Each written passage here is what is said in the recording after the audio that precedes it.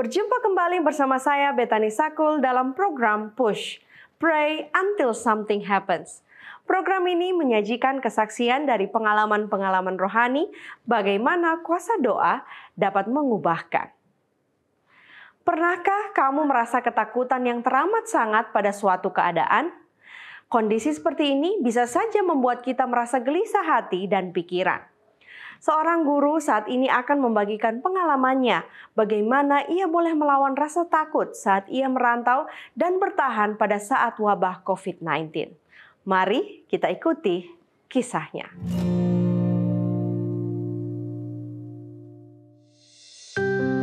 Shalom, nama saya Jacqueline Aprilia Sainsolar.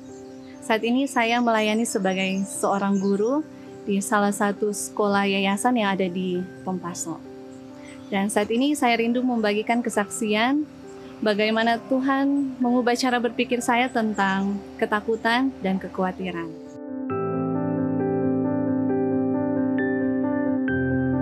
Di tahun 2020, saya masih aktif sebagai mahasiswi tingkat akhir di salah satu universitas berasrama yang ada di Jawa Barat. Nah, saat itu saya harus menyusun skripsi dan tentunya melakukan penelitian. Saya bersyukur waktu itu karena saya diizinkan bisa tinggal di luar atau ngekos. Dan puji Tuhan, saya mulai penelitian. Dan di tengah-tengah penelitian, tiba-tiba ada surat edaran. Dan di situ diumumkan bahwa kegiatan belajar mengajar baik di sekolah maupun di universitas dihentikan selama 2 minggu. Nah, di saat itu saya berpikir, wah, kalau misalkan dihentikan, kapan skripsi saya selesai? Sedangkan deadline-nya, ya kalau mau dipikir-pikir tidak akan bisa sesuai waktunya. Satu hal yang menakutkan bagi saya waktu itu bukan hanya skripsi saya, tapi suatu virus yang berbahaya dan katanya itu mudah menular dan penularannya sangat cepat, yaitu COVID-19, virus corona.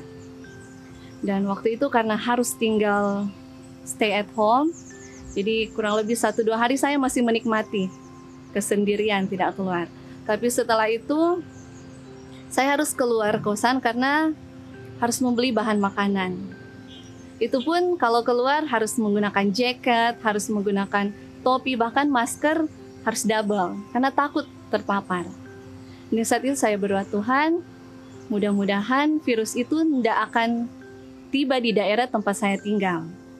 Jadi saya tinggal di Parongpong, Jawa Barat. Saya berdoa.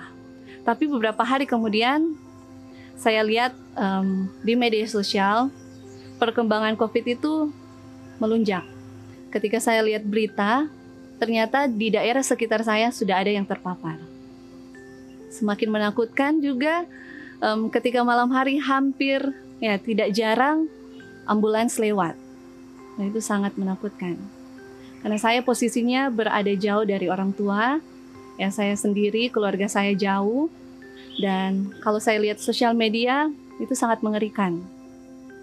Orang yang terpapar dan bahkan tidak bisa bernafas, dan kalaupun meninggal di saat itu, mereka tidak bisa bawa lagi ke rumah. Langsung dikuburkan. Saya membayangkan hal itu dan itu yang sangat menakutkan bagi saya.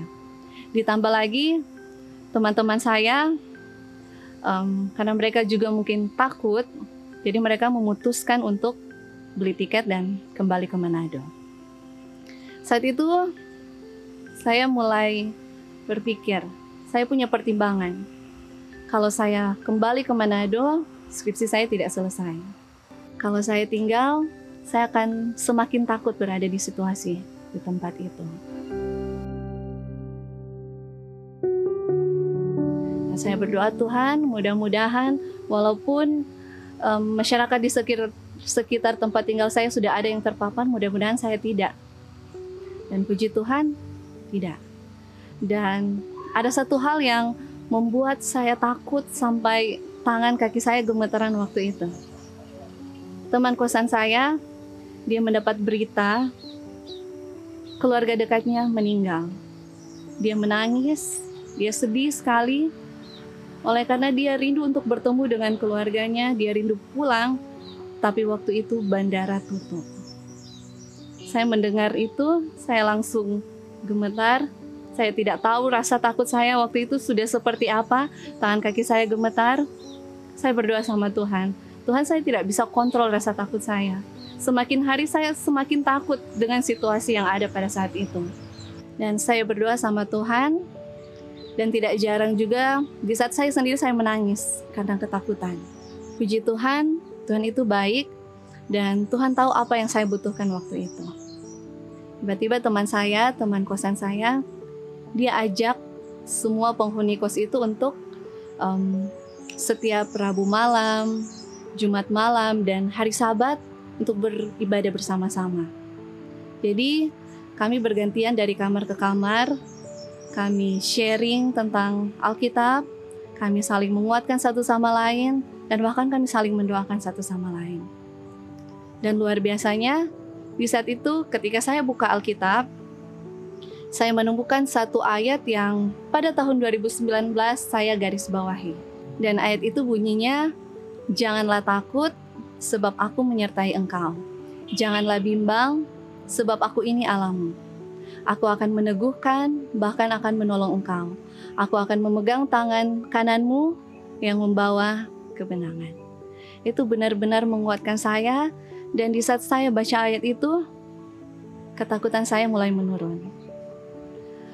Yang mau dibilang, ketika saya berdoa sama Tuhan, Tuhan jawab dengan teman saya mengajak saya untuk ibadah, berdoa sama-sama, dan saya menemukan ayat yang sangat-sangat menguatkan saya pada waktu itu.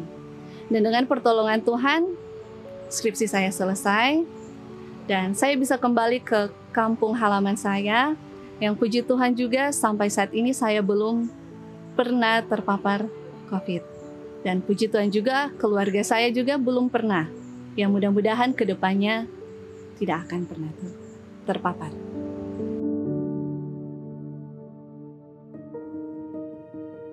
Dan satu pelajaran yang saya dapatkan dari pengalaman saya adalah ketika kita menyerahkan semua ketakutan kita sama Tuhan, maka dengan cara apapun Tuhan akan bantu. Saya jauh dari keluarga, tetapi Tuhan kirimkan teman-teman kosan yang saya anggap sudah seperti keluarga. Lewat mereka, saya dikuatkan. Lewat mereka, saya memperoleh ketenangan. Dan lewat pengalaman itu juga, saya mendapat pelajaran bahwa kita tidak bisa apa-apa tanpa Tuhan. Di saat saya khawatir, di saat saya takut, serahkan itu sama Tuhan. Dan saya belajar, kalau boleh jangan takut dan jangan khawatir. Tapi saat ini ya, saya masih tetap ada rasa takut, rasa khawatir. Tetapi oleh karena pengalaman yang luar biasa, kebaikan Tuhan, saya menjadikan kekhawatiran dan rasa takut itu sebagai alarm dalam diri saya. Di saat rasa takut itu datang, itu jadi alarm, seperti bilangin, coba pikir kembali pengalaman kamu waktu itu. Kamu tidak bisa mengontrol ketakutan, kamu tidak bisa mengontrol kekhawatiran, tetapi ketika kamu berdoa, kamu akan memperoleh ketenangan.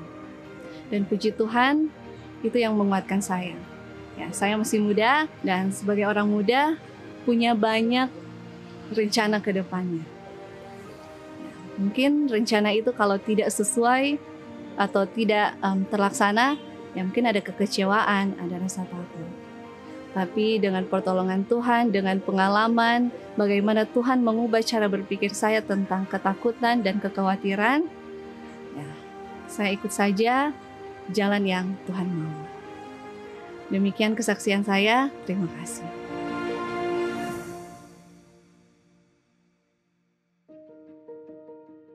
Saudara-saudaraku, kita tidak dapat berbuat apa-apa tanpa Tuhan. Hanya lewat Tuhan kita dapat dikuatkan dan memperoleh ketenangan yang tidak bisa kita dapatkan.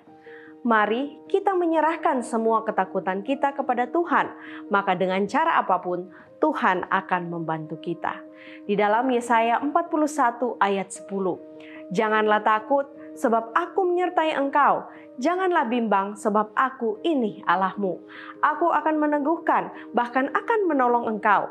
Aku akan memegang engkau dengan tangan kananku yang membawa kemenangan. Berikut ini kita akan ikuti doa yang akan dibawakan oleh Pendeta Felix Gosal. Kepada pendeta, dipersilahkan.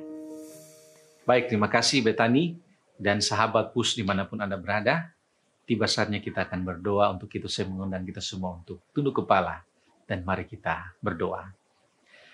Bapa kami yang bertata di dalam kerajaan surga, Allah yang selalu memelihara kehidupan kami.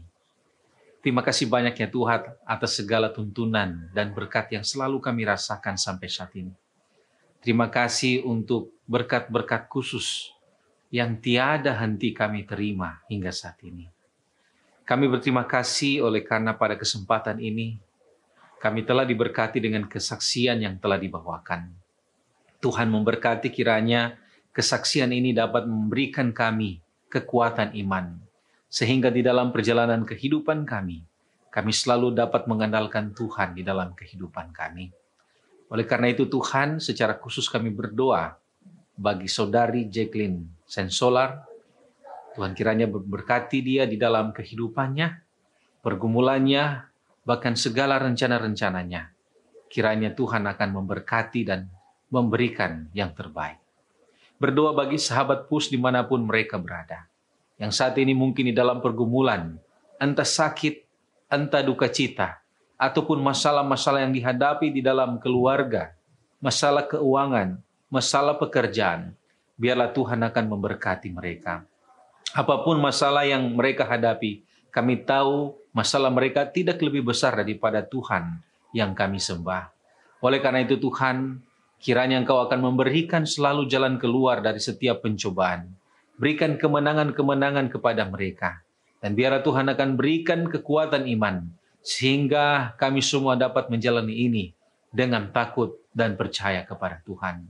Bapa di surga, kiranya apa yang telah kami terima di sepanjang penyiaran ini dapat membantu iman dan percaya kami semakin teguh di dalam Tuhan, sambil kami menantikan Yesus datang pada kali yang kedua. Inilah doa dan permohonan kami ya Bapa. Terima kasih banyak, karena kami sudah berdoa di dalam nama Yesus, Tuhan dan Juru Selamat kami. Amin. Terima kasih pendeta sudah mendoakan kita semua, dan terima kasih juga untuk sahabat PUS yang telah bersama kami baik melalui YouTube ataupun Facebook, dan juga yang telah menyaksikan melalui Hope Channel Indonesia. Demikianlah perjumpaan kita hari ini. Kita akan berjumpa kembali di episode PUS berikutnya. Jangan lupa untuk menyaksikan program menarik lainnya, persembahan dari Cornelius Media, Preach to the Truth. Tuhan selalu